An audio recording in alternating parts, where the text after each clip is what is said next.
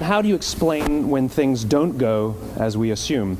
Or better, how do you explain when others are able to achieve things that seem to defy all of the assumptions?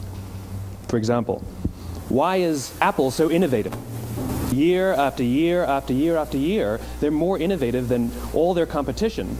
And yet, they're just a computer company. They're just like everyone else.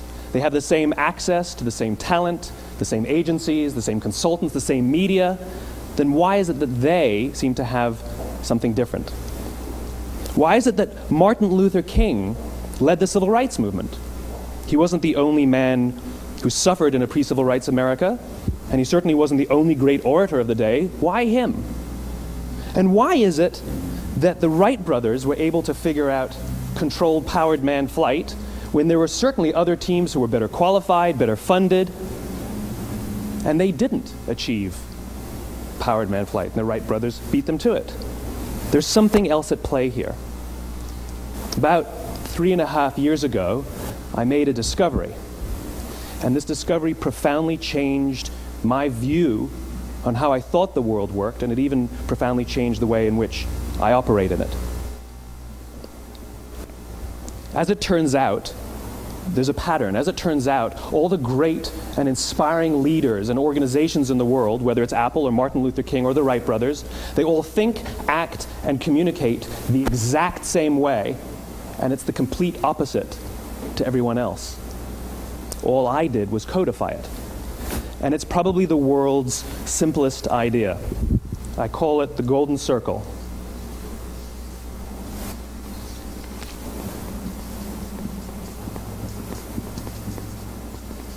Why, how, what? This little idea explains why some organizations and some leaders are able to inspire where others aren't. Let me define the terms really quickly. Every single person, every single organization on the planet knows what they do, 100%. Some know how they do it, whether you call it your differentiating value proposition or your proprietary process or your USP. But very, very few people or organizations know why they do what they do. And by why, I don't mean to make a profit. That's a result. It's always a result. By why, I mean what's your purpose? What's your cause? What's your belief? Why does your organization exist? Why do you get out of bed in the morning? And why should anyone care? Well, as a result, the way we think, the way we act, the way we communicate is from the outside in. It's obvious. We go from the clearest thing to the fuzziest thing. But the inspired leaders and the inspired organizations, regardless of their size, regardless of their industry, all think, act, and communicate from the inside out. Let me give you an example. I use Apple because they're easy to understand and everybody gets it. If Apple were like everyone else, a marketing message from them might sound like this. We make great computers. They're beautifully designed, simple to use, and user-friendly. Want to buy one? Meh. And that's how most of us communicate. That's how most marketing is done, that's how most sales is done, and that's how most of us communicate interpersonally. We say what we do, we say how we're different or how we're better, and we expect some sort of behavior, a purchase, a vote, something like that. Here's our new law firm. We have the best lawyers with the biggest clients. We have, we always perform for our clients, do business with us. Here's our new car. It gets great gas mileage. It has, leather seats. Buy our car. But it's uninspiring. Here's how Apple actually communicates. Everything we do, we believe in challenging the status quo. We believe in thinking differently. The way we challenge the status quo is by making our products beautifully designed, simple to use, and user-friendly. We just happen to make great computers. Want to buy one? Totally different, right? You're ready to buy a computer from me. All I did was reverse the order of the information. What it proves to us is that people don't buy what you do, people buy why you do it. People don't buy what you do, they buy why you do it. This explains why every single person in this room is perfectly comfortable buying a computer from Apple. But we're also perfectly comfortable buying an MP3 player from Apple, or a phone from Apple, or a DVR from Apple. But as I said before, Apple's just a computer company. There's nothing that distinguishes them structurally from any of their competitors. Their competitors are all equally qualified to make all of these products. In fact, they tried. A few years ago, Gateway came out with flat-screen TVs. They're eminently qualified to make flat-screen TVs. They've been making flat-screen monitors for years. Nobody bought one.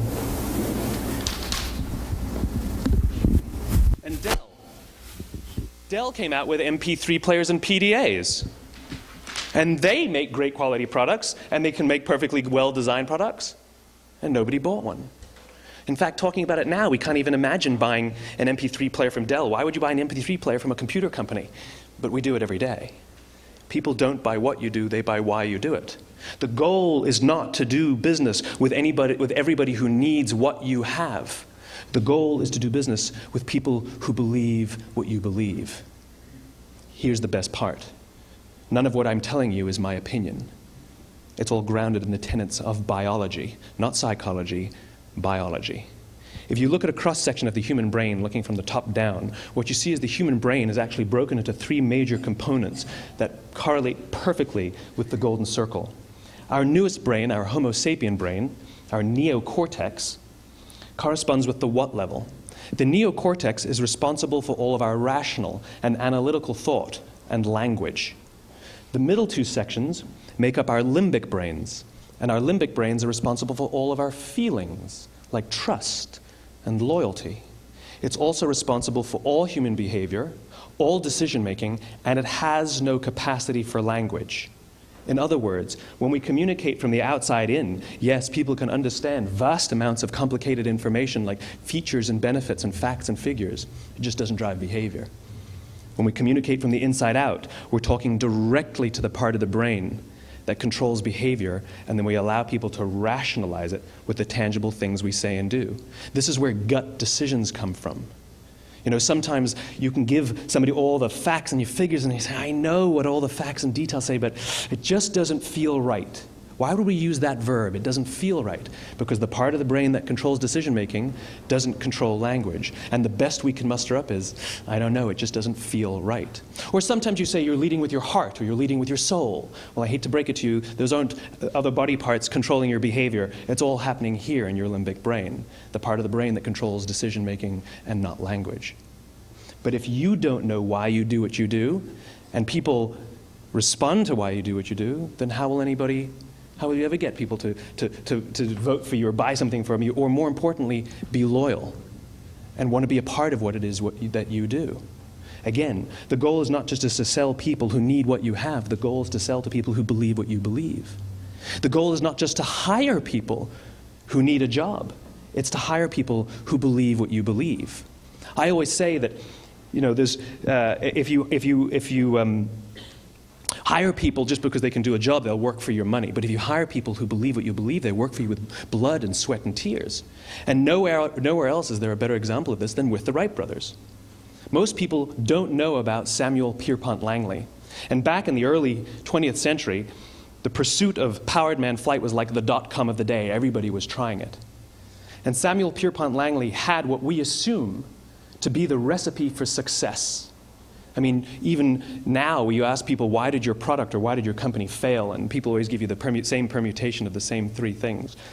Undercapitalized, the wrong people, bad market conditions. It's always the same three things. So let's explore that. Samuel Pierpont Langley was given $50,000 by the War Department to figure out this flying machine. Money was no problem. He held a seat at Harvard and worked at the Smithsonian and was extremely well connected. He knew all the big minds of the day. He hired the best minds money could find, and the market conditions were fantastic. The New York Times followed him around everywhere, and everyone was rooting for Langley. And how come we've never heard of Samuel Pierpont Langley? A few hundred miles away in Dayton, Ohio, Orville and Wilbur Wright. They had none of what we consider to be the recipe for success. They had no money. They paid for their dream with the proceeds from their bicycle shop. Not a single person on the Wright brothers' team had a college education, not even Orville or Wilbur. And the New York Times followed them around nowhere. The difference was Orville and Wilbur were driven by a cause, by a purpose, by a belief. They believed that if they could figure out this flying machine, it'll change the course of the world. Samuel Pierpont Langley was different. He wanted to be rich, and he wanted to be famous. He was in pursuit of the result. He was in pursuit of the riches. And lo and behold, look what happened. The people who believed in the Wright brothers' dream worked with them with blood and sweat and tears. The others just worked for the paycheck. And they tell stories of how every time the Wright brothers went out, they would have to take 5 sets of parts because that's how many times they would crash before they came in for supper. And eventually, on December 17th, 1903, the Wright brothers took flight. And no one was there to even experience it. We found out about it a few days later. And further proof that Langley was motivated by the wrong thing, the day the Wright brothers took flight, he quit. He could have said, "That's an amazing discovery, guys. Now we'll improve upon your technology." But he didn't. He wasn't first. He didn't get rich. He didn't get famous. So he quit. People don't buy what you do, they buy why you do it. And if you talk about what you believe, you will attract those who believe what you believe. Well, why is it important to attract those who believe what you believe? Something called the law of diffusion of innovation. And if you don't know the law, you definitely know the terminology. The first 2.5% of our population are our innovators. The next 13.5% of our population are our early adopters. The next 34% are your early majority, your late majority, and your laggards. The only reason these people buy touch-tone phones is because you can't buy rotary phones anymore. We all sit at various places at various times on the scale, but what the law of diffusion of innovation tells us is that if you want mass market success or mass market acceptance of an idea, you cannot have it until you achieve this tipping point between 15 and 18% market penetration, and then the system tips. And I love asking businesses, what's your conversion on new business? And they love to tell you, oh, it's about 10%, proudly. Well, you can trip over 10% of the customers. We all have about 10% who just get it. That's how we describe them, right? That's like that gut feeling, oh, they just get it. The problem is, how do you find the ones that just get it before you're doing business with them versus the ones who don't get it? So it's this here, this little gap, that you have to close, as Geoffrey Moore calls it, crossing the chasm. Because you see, the early majority will not try something until someone else has tried it first. And these guys, the innovators and the early adopters, they're comfortable making those gut decisions. They're more comfortable making those intuitive decisions that are driven by what they believe about the world and not just what product is available. These are the people who stood online for 6 hours to buy an iPhone when they first came out, when you could have just walked into the store the next week and bought one off the shelf. These are the people who spent $40,000 on flat screen TVs when they first came out, even though the technology was substandard. And by the way, they didn't do it because the technology was so great. They did it for themselves. It's because they wanted to be first. People don't buy what you do, they buy why you do it. And what you do simply proves what you believe. In fact, people will do the things that prove what they believe. The reason that person bought the iPhone in the first 6 hours, or stood in line for 6 hours, was because of what they believed about the world and how they wanted everybody to see them. They were first. People don't buy what you do, they buy why you do it. So let me give you a famous example, a famous failure and a famous success of the law of diffusion of innovation. First, the famous failure. It's a commercial example. As we said before a second ago, the recipe for success is money and the right people and the right marketing conditions, right? You should have success then. Look at TiVo. From the time TiVo came out about 8 or 9 years ago to this current day, they are the single highest quality product on the market. Hands down, there is no dispute. They were extremely well funded. Market conditions were fantastic. I mean, we use TiVo as a verb. I TiVo stuff on my piece of junk Time Warner DVR all the time. But TiVo is a commercial failure. They've never made money. And when they went IPO, their stock was at about $30 or $40 and then plummeted, and it's never traded above 10.